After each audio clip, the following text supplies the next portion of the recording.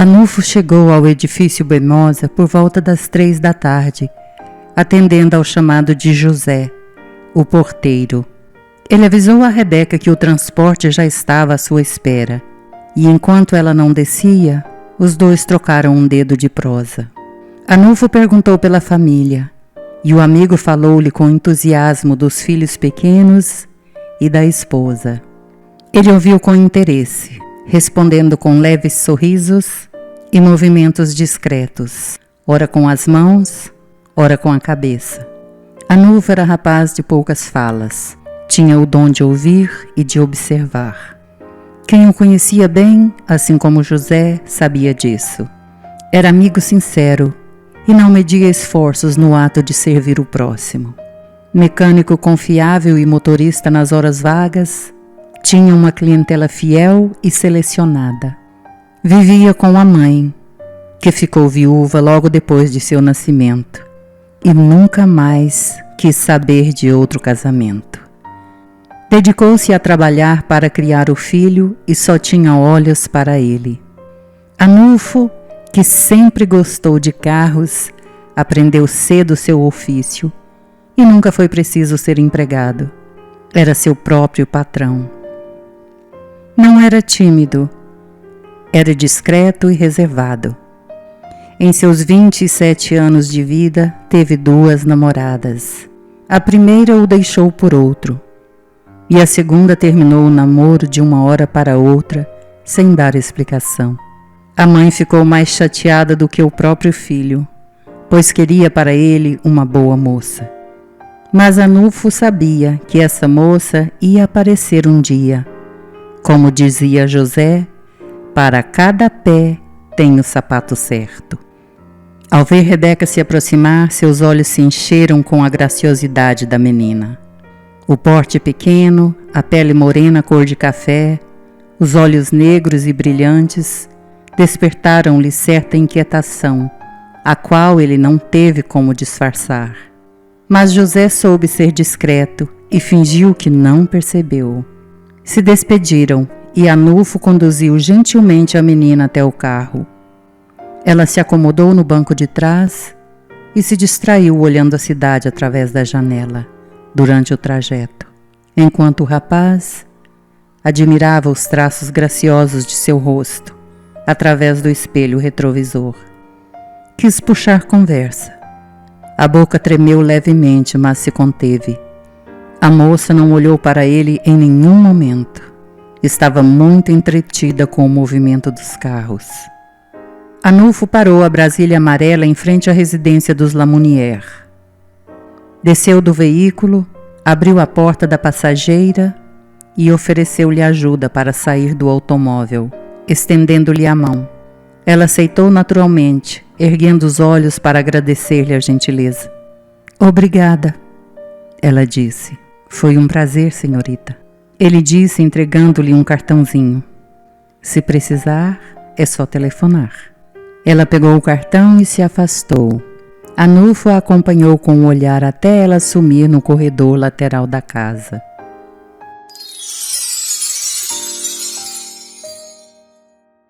Juízo, moçada! Dirija sem pressa. Vão com cuidado.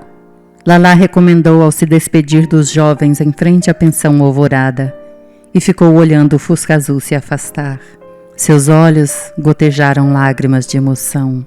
Desejou acompanhá-los, rever Zefinha, estar ao lado dela festejando o reencontro com Tavito no dia seguinte. Quando foi que Lalá tirou umas férias? Nunca. Nem tinha ideia do que era sair da rotina. Passear, conhecer outros lugares, tirando uns passeiozinhos aqui e ali, vez por outra, sempre esteve no Sobrado Branco, desde quando este era uma residência, até se transformar na pensão Alvorada. Mas Moira tinha prometido que quando tudo estivesse resolvido, ela tomaria conta da pensão e Lalá teria umas merecidas férias. Para onde iria? Para a Itália reencontrar os irmãos? Imagina! Nem se falavam mais. Que triste não ter família. Ah, mas isso ela resolveria depois.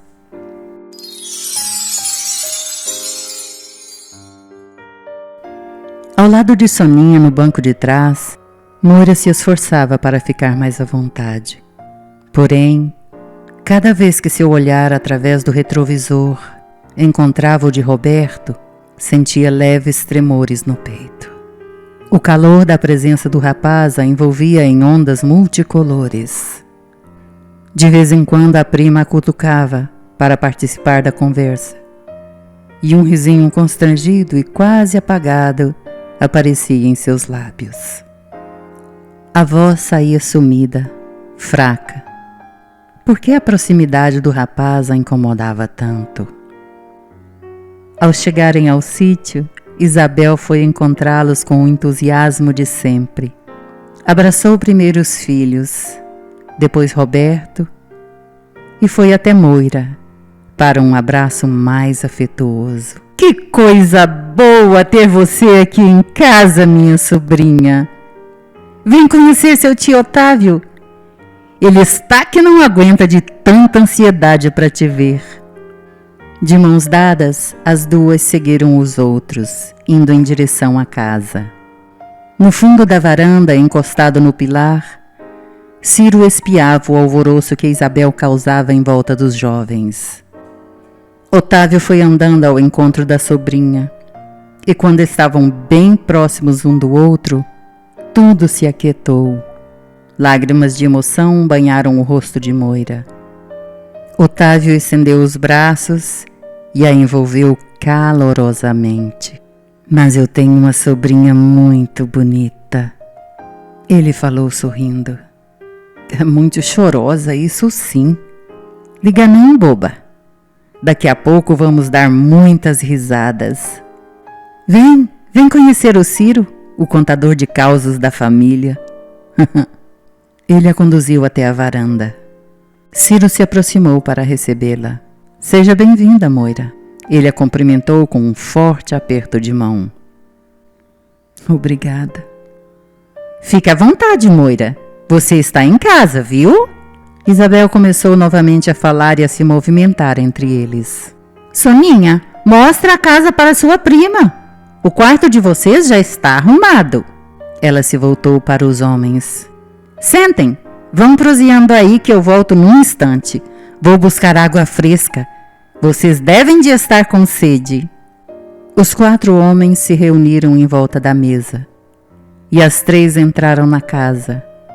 Moira e Soninha foram acomodar as bolsas de viagem no quarto. Roberto é um pedaço de homem, não é? Soninha disse beliscando a cintura de Moira. Minha mãe o adora. Vive sonhando em tê-lo como genro, mas não dá. Somos como 2 irmãos. Ela não entende muito bem essas coisas do coração. Também, coitada, a vida dela se resume nesse sítio. Por isso fica assim, do jeito que você viu, doidinha, correndo de um lado para o outro. Ela é muito simpática. Mas e o Roberto? Soninha provocou. O que me diz? O que tem ele? Moira virou o rosto para o lado. Ele mexe contigo, não é? Soninha deu um passo e ficou de frente para a prima. Ele me agrada, mas... Não dava mais para disfarçar. Eu fico acanhada com o jeito que ele me olha. É porque ele está caído por você. O olhar dele diz tudo. Pensa que eu não percebi? Além de bonito, é uma boa pessoa. Se você está interessada, faça por onde? Eu não sou oferecida, Soninha. Não foi isso que eu quis dizer. Deixa que eu dou um empurrãozinho. Soninha puxou pela mão.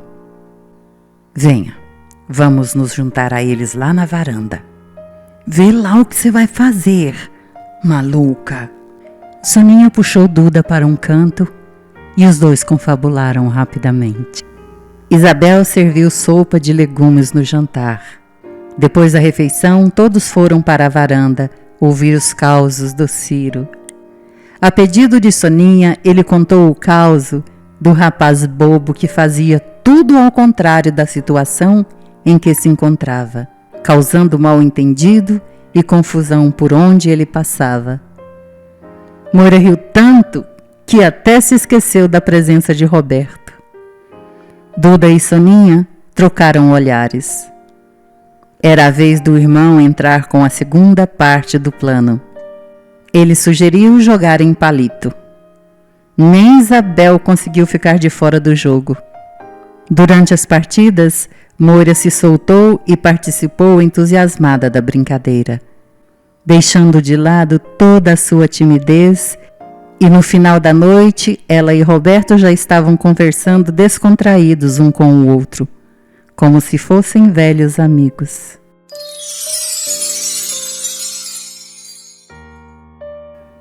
Deixaram a chácara na manhã seguinte, logo depois do farto desjejum que Isabel preparou. Otávio estava ansioso e engraçado, preocupado em fazer tudo direitinho, segundo as expectativas de Zefinha. Isabel chorou de emoção ao se despedir do marido. Ficou ali na sombra do abacateiro, abraçada ao irmão, até o carro de Roberto desaparecer de sua vista. Zefinha preparava o almoço para a visita de Alfredo, numa falsa reclamação, enchendo o saco de Felisberto quando bateram na porta. Uai, o homem está adiantado. Você não falou meio-dia? Ela saiu enxugando as mãos no avental e foi abrir a porta. Que bruto mal-educado esse um. Não te falei que eu ia voltar um dia? Lá estava o moleque traquino diante dela, segurando uma trouxa, o menino sonhador, sorrindo como se nada tivesse acontecido, como se 20 anos fossem 20 dias. Magro como um desmilinguido esfomeado, com aqueles braços abertos, pronto para abraçá-la, achando que ia se livrar de uns bons safanões. Menino sapeca, quer matar de vez a sua mãe? Ela falou, irrompendo num choro emocionado e se entregando nos braços do filho. Obrigado, meu Deus. Obrigado, meu Deus. Obrigado, meu Deus. Tavito a beijou muitas vezes na testa e a ergueu nos braços, rodopiando pela sala, enquanto ela, com medo de cair, pedia para ser colocada no chão. Para, menino doido, eu vou ficar tonta, me põe no chão. Acha mesmo que eu vou correr o risco de apanhar, dona Josefa Ramos de Oliveira? Zefinha ria muito. O filho estava de volta. Tavito tinha voltado como ele prometeu. Nada mais interessava naquele momento. Ela só percebeu a presença dos outros quando ele a colocou no chão. Aí, minha mãe, voltei e trouxe 2 netos, Soninha e Duda. Seu filho sem juízo soube se virar direitinho solto no mundo. Casou bem, tem uma família pequena, mas digna e orgulhosa do sobrenome Oliveira. Vem cá, os 2 me dão um abraço. Ela abraçou e beijou os netos. Ué, e cadê Isabel, minha nora? Por que não veio com vocês? Ela ficou para recebê-la. Vim te buscar para ir morar conosco, mãe. Otávio explicou. Uai, Tavito, e como vai ser isso? Ela ficou abobada. E eu faço o que dessa casa? Tem tempo, mãe. A gente vê isso depois. Ele virou-se para Roberto. Esse moço bonito aqui é Roberto, amigo dos seus netos. Ah, muito prazer, Roberto. Ela se lembrou de Felisberto e virou para ele. Não vai dizer nada pro Tavito, homem? Estava esperando você me dar a oportunidade. Ele se aproximou. Bom demais ter você de volta, Tavito. Ah, Felisberto, o velho amigo sempre presente. Quero saber de tudo que aconteceu por aqui na minha ausência. Nos detalhes, hein? Rapaz, você não imagina o que eu passei com a choraminga da Zefinha. Ô, mulher teimosa! Eu conto tudo, pode deixar. Gente, eu tô com o almoço no fogo. Vocês se acomodam e vão proseando aí até a comida ficar pronta. Quer ajuda, vovó? Moira perguntou. Não, minha filha, fica aí com seus primos. Eu dou conta sozinha. Bom, então eu vou mostrar a redondeza para eles. Vamos dar uma volta lá na beira do córrego. Ela se voltou para os jovens. Vocês querem andar um pouco? Excelente ideia, prima. Duda apoiou. Vamos lá. Os 4 saíram para o passeio. Otávio e Felisberto foram com Zefinha para a cozinha. O quintal era imenso. Roberto ficou maravilhado com a horta verdinha e bem cuidada, a qual ocupava um enorme cercado de tela. Atrás desta se erguia um alto e frondoso pé de jaca, entre as laranjeiras, mexeriqueiras, goiabeiras, limoeiros, cajueiros e outras árvores frutíferas. Minha avó conta que quando ela e meu avô chegaram aqui, isso era só capim e morro de cupim. Eles ergueram uma tenda e foram construindo aos poucos o que vocês veem agora. Seu avô era muito cuidadoso, Roberto observou, a julgar pela maneira que ele plantou o pomar e a horta. Assim, ele planejou tudo desde o início e minha avó mantém até hoje. Isso aqui é um paraíso, Duda falou entusiasmado. Vamos lá no córrego? Soninha sugeriu. Estou louca para molhar os pés. Os 4 voltaram-se para o caminho do córrego. Deram alguns passos e avistaram um carro entrando na estrada de chão. Aquele é o carro de Alfredo, Moira observou. Alfredo Lamounier, o escritor? Roberto perguntou sem entender. Moira e Soninha olharam para Duda. Estão me olhando por quê? Ele coçou a cabeça. Já sei, a incumbência era minha, né? Roberto, Alfredo é o pai de Moira. Ah, sim?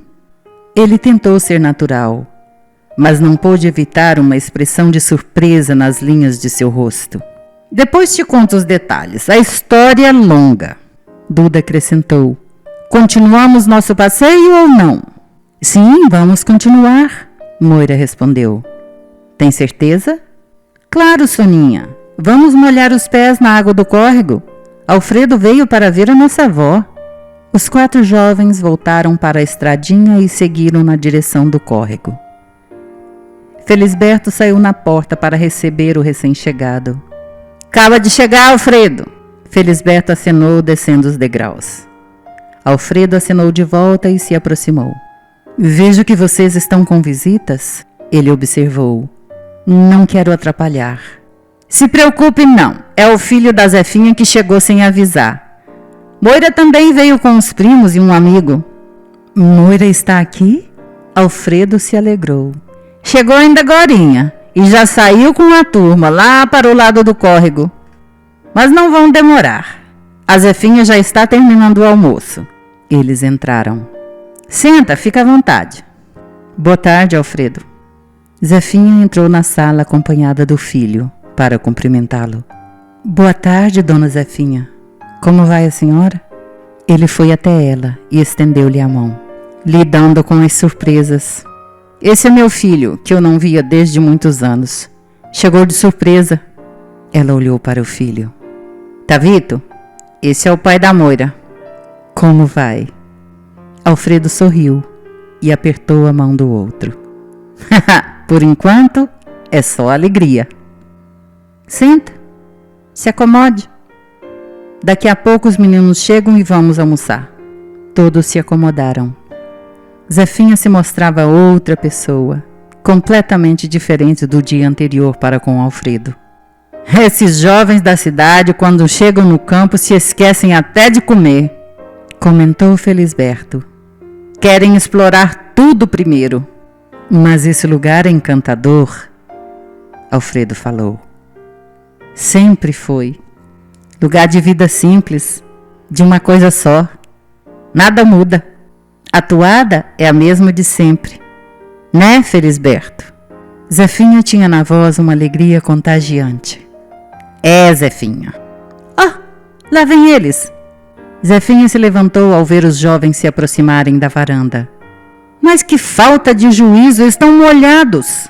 Deixa eles se divertirem, Zefinha. Quem resiste à delícia de molhar os pés naquele córrego? Os 4 entraram descalços. Os rapazes tinham as pernas das calças dobradas até o joelho e as meninas tinham a barra dos vestidos molhados.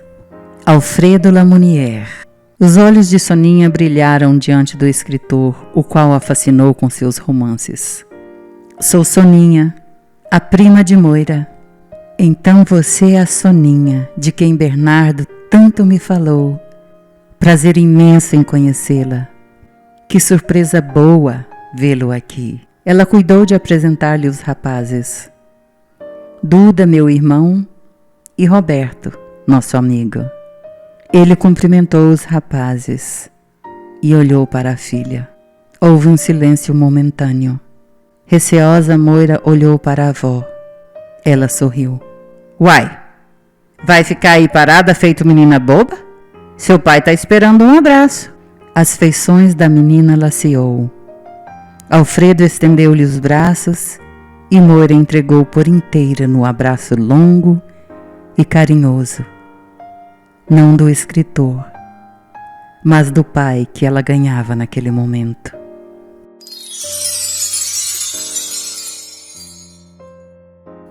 Alfredo se despediu da família logo depois do almoço e em seguida pegou a rodovia de volta a Goiânia, na companhia das imagens agradáveis que ficaram gravadas em sua mente.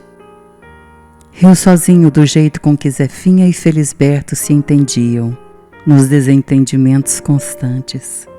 Eram como 2 irmãos teimosos, nas mais inocentes discordâncias, porém fortalecidos numa relação profunda de amizade e companheirismo.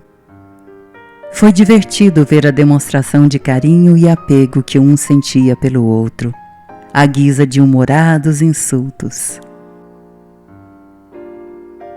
Durante o almoço, ele ouviu parte da história de Otávio, em sua ambição e coragem, antes e depois do acidente, nos relatos da família, ao relembrarem cenas da convivência no passado, os quais mexeram com suas emoções, despertando-lhe o desejo de voltar a escrever. Ao chegar a Goiânia, foi direto para o seu apartamento a fim de organizar os pensamentos. Tinha tentado e se esforçado bastante para se aproximar de Leandra. Chegou a se culpar ao vê-la triste, fragilizada e esquecida. Porém, no mais profundo de seu íntimo, sabia da necessidade de seguir em frente. Os 2 nunca foram um e jamais seriam. Precisavam encarar a verdade e lidar com ela sem ressentimentos. Olívia estava no passado, mas Moira estava no presente. E ele queria estar com ela, torná-la parte integral de sua vida. Sentia a necessidade de romper todas as amarras que o prendiam ao passado e começar tudo outra vez. Por ele, sem manipulação. Depois do lançamento do livro de Ana Carolina, ele se desligaria da editora e de Leandra e iniciaria uma nova fase de sua vida. Alfredo ficou ali na janela de seu apartamento, imerso em suas decisões, vendo a tarde desaparecer, dando lugar às luzes que se acendiam gradativamente para realçar a cidade com a chegada da noite.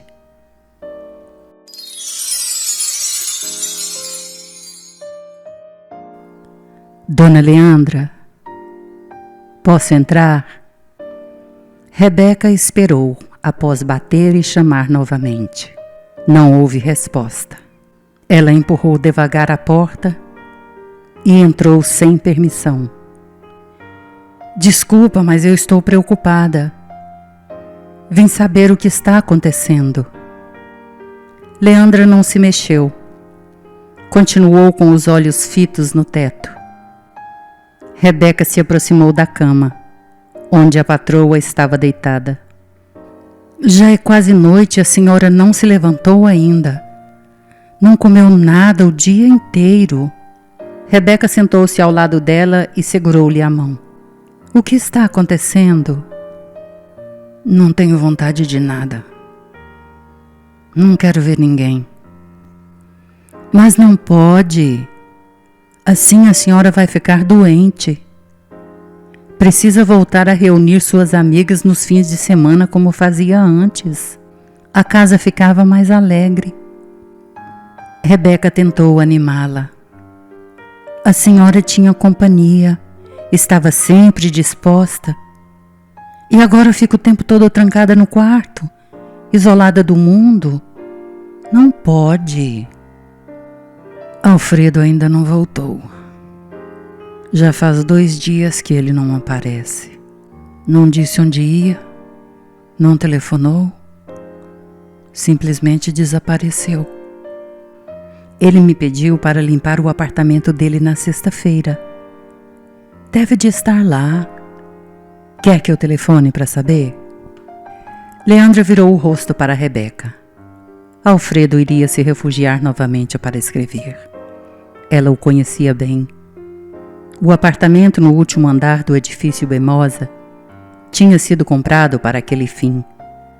Isolar-se de tudo e de todos enquanto escrevia seus romances. Chegou a duvidar no início. Achou que ele iria abandoná-la.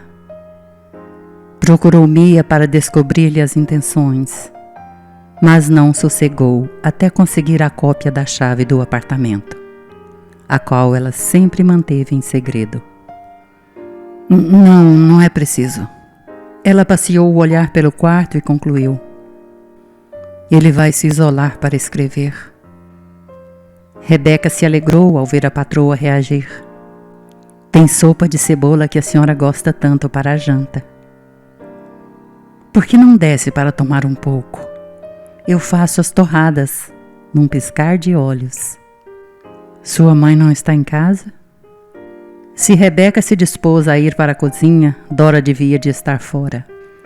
Ela teve de sair, mas volta ainda hoje. Minha tia não anda muito bem. Telefonou. A mãe foi acudir à necessidade dela. Até tive que chamar o Anulfo. Anulfo? Leandra fez uma cara azeda. Rebeca riu. É o rapaz da Brasília amarela que me trouxe aqui na sexta-feira. Ele me deu um cartãozinho. Achei que eu nunca ia precisar, mas hoje precisei. Minha tia mora do outro lado da cidade. De ônibus, a minha mãe ia demorar muito para chegar à casa dela. Sua mãe não precisava... Leandra foi interrompida pela campainha da porta anunciando a chegada de alguém. Uai, quem pode ser? Ninguém vem aqui sem antes telefonar? A menina observou-se dirigindo à sacada, donde podia ver a frente da casa, e voltou em seguida. É Dona Margarete. Manda entrar? Não quero ver ninguém, Rebeca. Está bem, eu digo a ela. A menina foi abrir a porta. A mulher entrou olhando em volta como se estivesse procurando por alguma coisa. Rebeca ficou parada próxima da porta aberta. Vá chamar a sua patroa. Ela ordenou sem se virar para a moça. Desculpa, mas a senhora vai ter que voltar no outro dia. Dona Leandra não está passando bem. Margarete girou o corpo para Rebeca. Ergueu as sobrancelhas e curvou os lábios. A moça sustentou o olhar desafiador da mulher e não se afastou da porta aberta, mantendo o convite silencioso para ela se retirar. Margarete ignorou e decidida se encaminhou para a escada, disposta a subir. Rebeca se apressou para impedi-la, se colocando à sua frente. Dona Leandra não está em condição de receber ninguém. Passou o dia acamada. Está fraquinha. Precisa se alimentar, se recuperar. Esse não é um bom momento. A senhora ouviu o que a moça disse? A voz de Bernardo soou firme atrás dela. Mas o que é isso agora? Margarete reagiu. Bernardo suavizou a voz e se dirigiu à moça. Sobe, Rebeca. Vai cuidar da mamãe. A moça subiu correndo. Eu preciso falar com Leandra, ela falou entre dentes. Está bem, a senhora vai falar, mas não hoje, não agora. Ele indicou-lhe a porta e complementou. Volte para casa. Não tenho tempo para lhe dar atenção nesse momento. Bastardo! Ela bufou. É verdade. Ele a olhou dentro dos olhos. Literalmente, eu sou um filho bastardo. Margarete saiu batendo a porta. Bernardo passou a mão na nuca para suavizar a tensão dos músculos. Respirou fundo e subiu para ver Leandra. Mamãe, o que está acontecendo? Ele perguntou ao entrar no quarto e vê-la em total desalinho. É só uma indisposição, vai passar. Ela não tem se alimentado direito, Bernardo, e não adianta falar. Me deixa sozinho com ela um instante, Rebeca. O rapaz pediu e se sentou ao lado dela. Vou preparar as torradas para acompanhar a sopa, viu, dona Leandra? Ela se retirou e fechou a porta. Você precisa reagir, mamãe. Ele pensou no avô. Certamente ela estava fragilizada por causa da notícia do infarto do pai. Ele vai ficar bem. Por que não vai visitá-lo? Visitá-lo? Ela perguntou sem entender. Sim, por que não? Já passaram mais de 20 anos.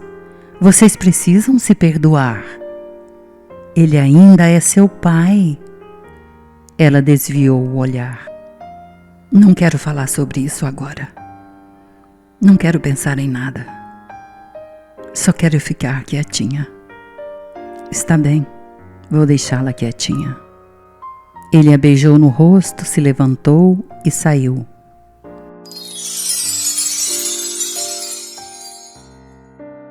Vinte anos. 20 anos convivendo com um bastardo. 20 anos investindo numa mulher mentirosa e aproveitadora. 20 anos jogados no lixo. 20 anos perdidos. Maldita camponesa, que nem mesmo morta desaparece. Margarete se deu por vitoriosa por todos esses anos, mas a vitória final estava por chegar. E chegou. Alfredo estava renunciando à editora. Suas gavetas estavam desocupadas. Seus pertences recolhidos em caixas. Todos os compromissos de sua agenda foram cancelados. Ela confirmou com Helena. Olívia soube jogar. À distância e em silêncio. E mesmo morta conquistou a vitória. Porém, ela jamais aceitaria a filha da camponesa em sua família. Alfredo tinha feito sua escolha.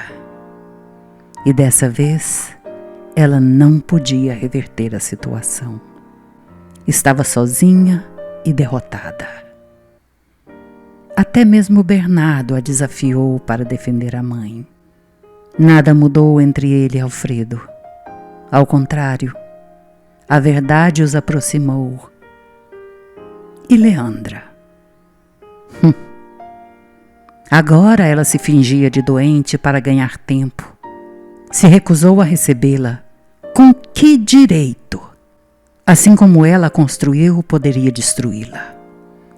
O jogo tinha terminado e as duas estavam derrotadas. Maldita camponesa! Margarete explodiu afinal, agarrando um objeto de porcelana que estava sobre o aparador e lançando-o contra a parede com toda a sua fúria.